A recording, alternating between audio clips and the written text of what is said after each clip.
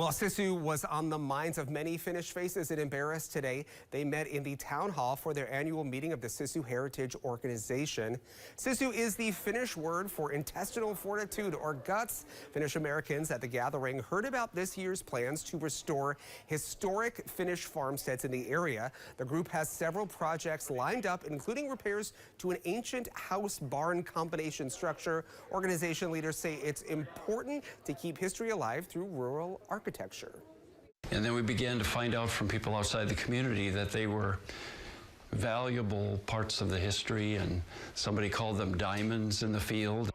And keynote speaker was our very own Dave Anderson, there he is, who has Finnish roots in the area and plenty of Sisu himself. He'll have more on this subject later in the week.